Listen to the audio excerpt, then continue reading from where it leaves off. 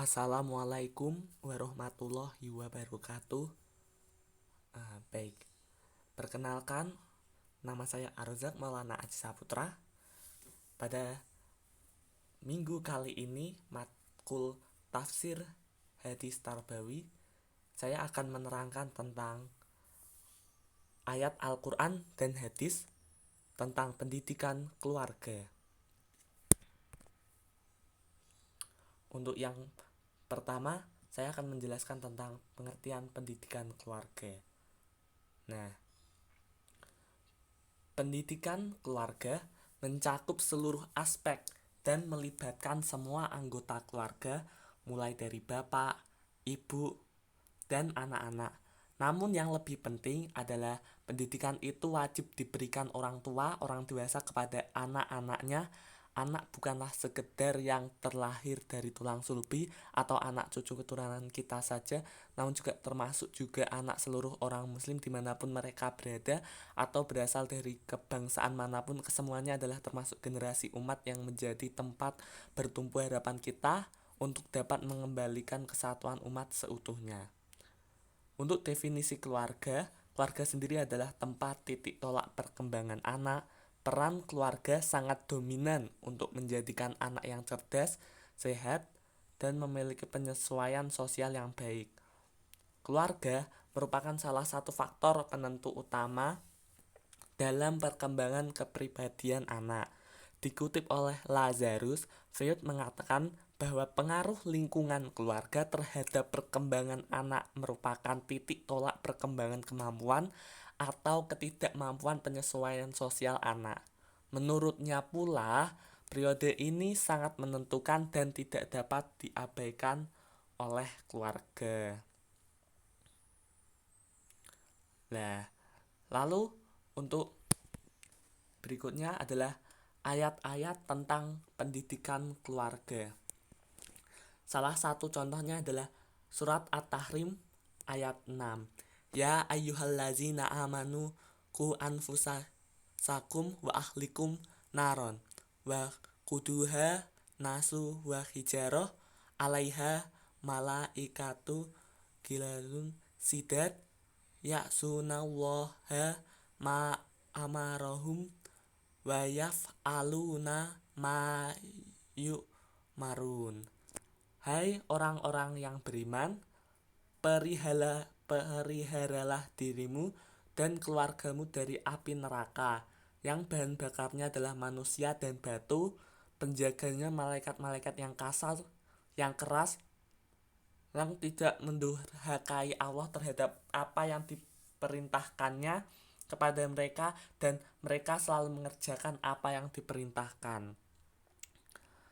Ayat di atas memberikan gambaran bahwa dakwah dan pendidikan harus diawali dari lembaga yang paling kecil, yaitu diri sendiri dan keluarga yang besar dan luas. Ayat di atas awalnya berbicara masalah tanggung jawab pendidikan keluarga, kemudian diikuti dengan akibat dari kelalaian tanggung jawab, yaitu siksaan.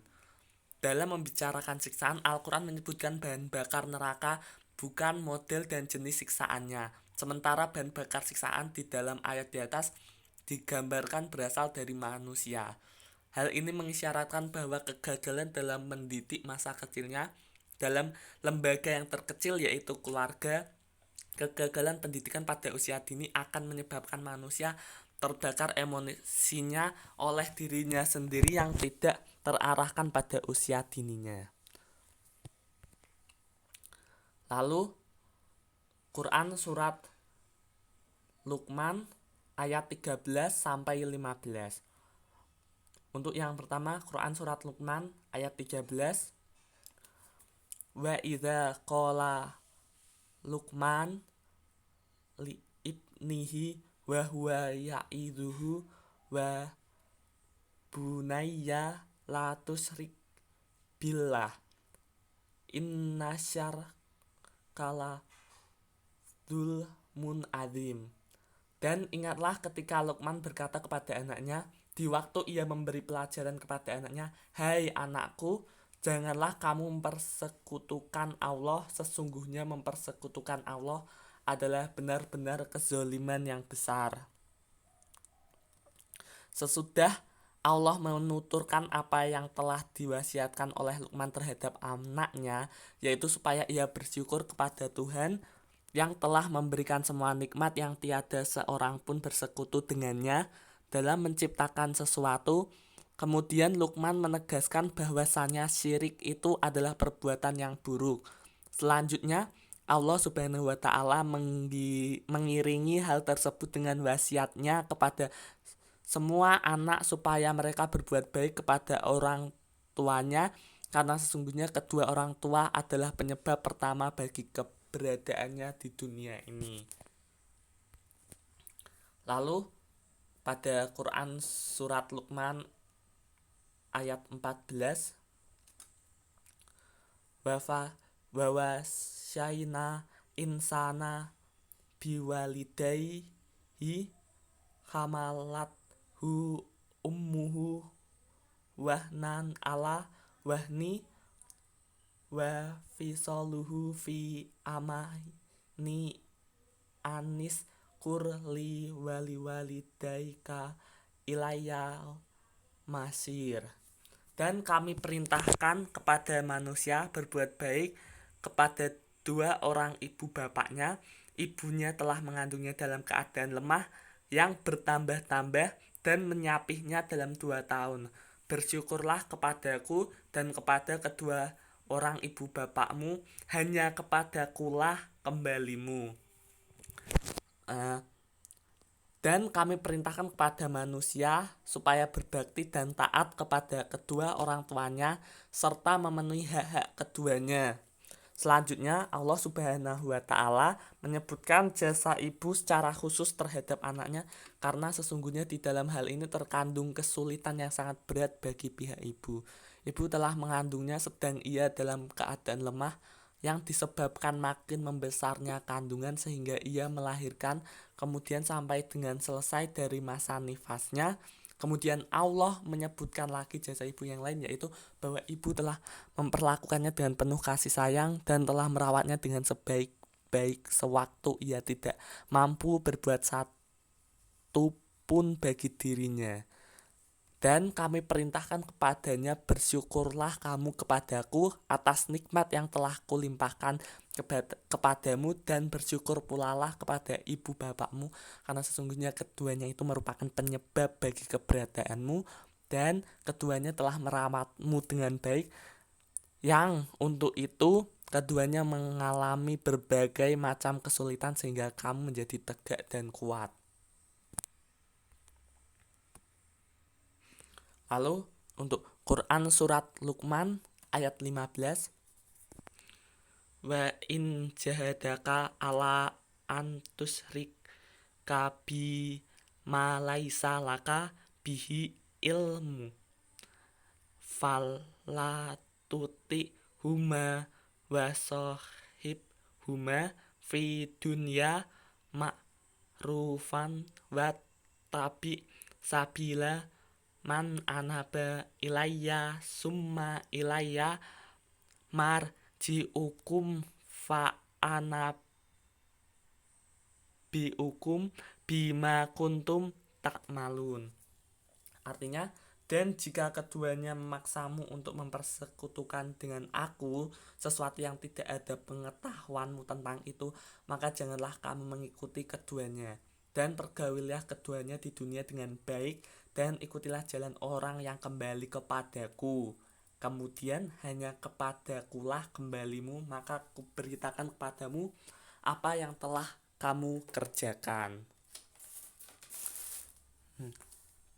Nah, dan apabila kedua orang tua memaksamu serta menekanmu untuk menyekutukan Allah dengan yang lain dalam hal ibadah, yaitu dengan hal-hal yang kamu tidak mempunyai pengetahuan tentangnya, maka janganlah kamu menaati apa yang diinginkan oleh keduanya, sekalipun keduanya menggunakan kekerasan supaya kamu mau mengikuti kehendak keduanya. Maka lawanlah dengan kekerasan pula bila keduanya benar-benar memaksamu. dan pergaulilah keduanya di dalam urusan dunia dengan pergaulan yang diridhoi oleh agama dan sesuai dengan watak yang mulia serta harga diri. Kemudian kalian akan kembali kepadaku sesudah kalian mati, lalu aku kabarkan kepada kalian apa yang telah kalian perbuat di dunia berupa perbuatan baik dan buruk, kemudian aku membalasnya kepada kalian. Orang yang berbuat baik akan menerima pahala kebaikannya dan orang yang berbuat buruk akan menerima hukuman keburukannya. Lalu ada pula surat Al-Baqarah ayat 133. Am kuntum syuhada a'id hadara Yaquba mautu itqala libanihi ma ta'buduna min ba'di qalu na'budu ilaihaka wa ilaha abaika Ibrahima wa Ismaila wa Ishaq ilahan wahidan wa nahnu lahu muslimun.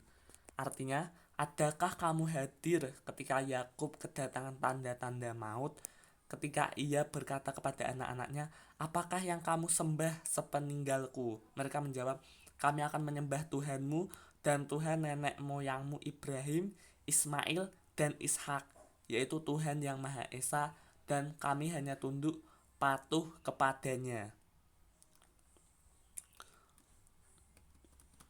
Nah, pemandangan ketika Nabi Yakub bersama anak-anaknya saat ia menghadapi kematian merupakan pemandangan yang sangat besar petunjuknya, kuat pengarahnya, dan dalam pengaruhnya kematian sudah diambang pintu. Maka persoalan apakah yang mengusik hatinya pada saat menghadapi kematian tersebut, apakah yang menyibukkan hatinya pada saat menghadapi sakaratul maut, persoalan besar macam apakah yang ia ingin selesaikan sehingga hatinya tenang.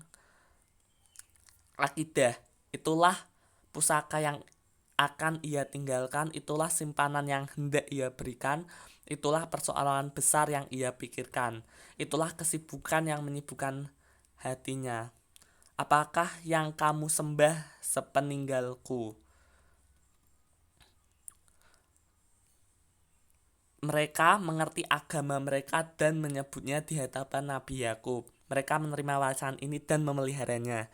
Mereka menenangkan dan menyenangkan hati orang tuanya yang sedang menghadapi kematian. Wasiat Nabi Ibrahim kepada putra-putranya juga terpelihara pada putra-putra Nabi Yakub. Mereka menyatakannya dengan jelas bahwa mereka adalah orang-orang Muslim beragama Islam, tunduk patuh kepada Allah. Demikian yang terjadi, Allah memberikan kesaksian dan menetapkannya. Dengan kesaksian dan penetapan ini, Allah mematahkan segala argumentasi mereka untuk melakukan pengelabuan dan penyesatan, dan dengan itu pula diputuskanlah hubungan yang hakiki antara mereka dengan nenek moyang mereka Israel, Nabi Yakub. Lalu ada pula Quran surat Al-Ahzab ayat 59. Ya ayyuhal nabiyyu qul aswajika wa banatika wa nisa'il mu'minina yudnina alaihinna min jalabin bihinna dalika atna'an yukrafuna fala daina wa kanallahu ghafuron rahim. Artinya, hai Nabi, katakanlah kepada istri-istrimu, anak-anak perempuanmu, dan istri-istri orang mukmin, hendaklah mereka menggulurkan jilbabnya ke seluruh tubuh mereka, yang demikian itu supaya mereka lebih mudah untuk dikenal. Karena itu mereka tidak diganggu, dan Allah adalah Maha Pengampun lagi Maha Penyayang. Allah memerintahkan kepada seluruh kaum muslimat, terutama istri-istri Nabi sendiri dan putri-putrinya, agar menggulurkan jilbab ke seluruh tubuh mereka. Hal ini bertujuan agar mereka mudah dikenali dengan pakaiannya karena berbeda dengan jariyah, budak perempuan, sehingga mereka tidak diganggu oleh orang yang menyalahgunakan kesempatan. Seorang perempuan yang berpakaian sopan akan lebih mudah terhindar dari gangguan orang jahil, sedangkan perempuan yang membuka auratnya di muka umum dituduh atau dinilai sebagai perempuan yang kurang baik kepribadiannya. Bagi orang yang pada masa lalunya kurang hati-hati, menutup aurat, lalu mengadakan perbaikan, maka Allah Maha Pengampun lagi Maha Pengasih, karena perbuatan yang menyakiti itu seringkali dilakukan oleh orang-orang munafik.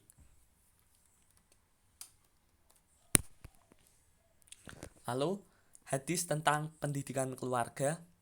Hadis-hadis pendidikan di bawah ini adalah sebagian dari nasihat Bapak Pendidikan umat Islam Nabi Muhammad Shallallahu Alaihi Wasallam. Di antaranya, An Abi Hurairah radhiyallahu anhu qala aqbala rajulun ila Rasulullahi sallallahu alaihi wasallam faqala ubayyi'uka ala hijrati wal jihad abtagi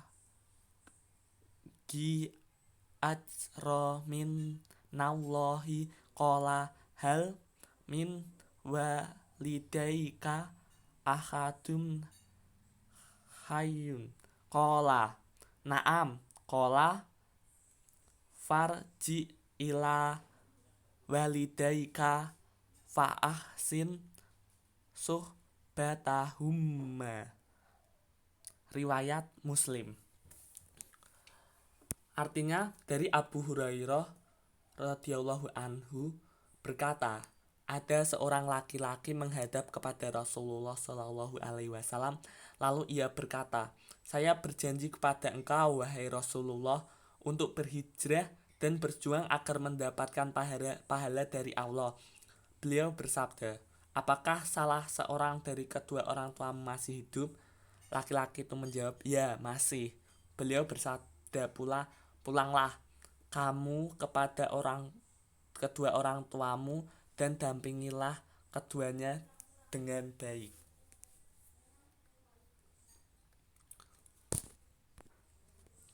Lalu hadis berikutnya, An Aisyah radhiyallahu anhu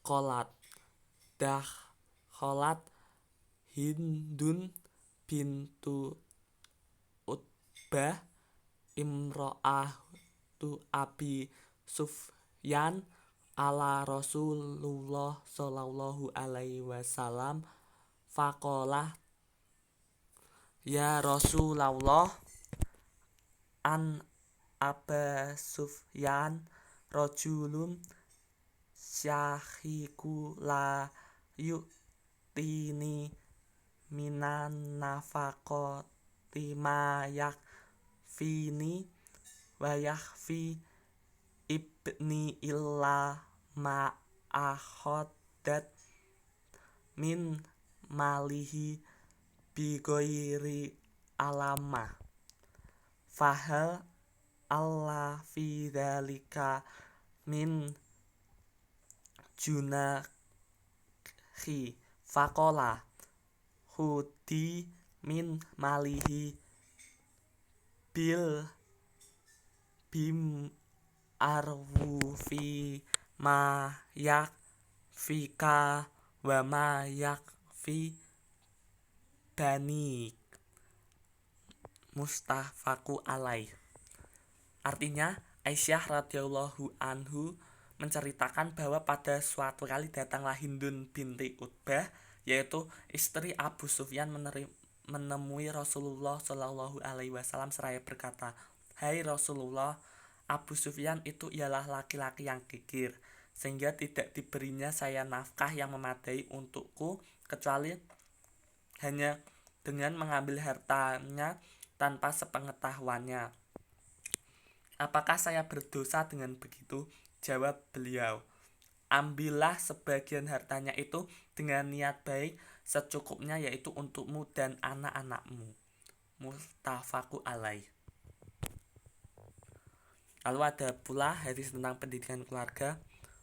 Hadatsana Mu'ammalu nu Hisham yakni Yaskuri hadatsana Ismailu an Sawari Abi Hamzatakola Abu Dawud wa huwa Sawaru bnu Dawud da Abu Hamzah Muzaniyu Syai Rafiu an Amri ni Su'aib an Abi an Jaddihi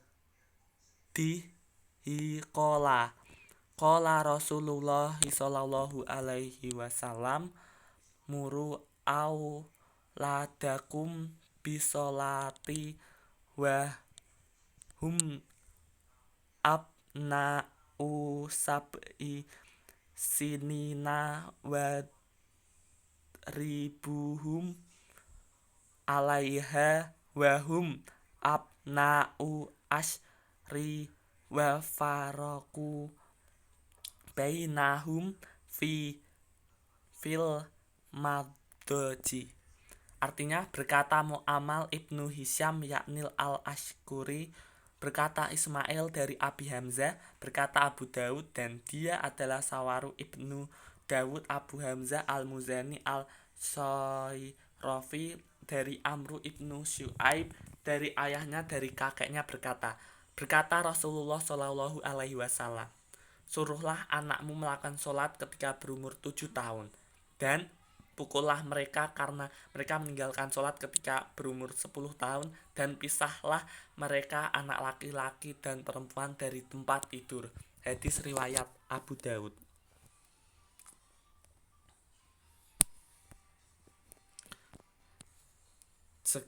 Dari sekian, terima kasih. Untuk kesimpulannya adalah pendidikan keluarga adalah usaha sadar yang dilakukan orang tua karena mereka pada umumnya merasa terpanggil secara naluriah untuk membimbing, mengarahkan, membekali, dan mengembangkan pengetahuan nilai dan keterampilan bagi putra-putri mereka sehingga mampu menghadapi tantangan hidup di masa yang akan datang.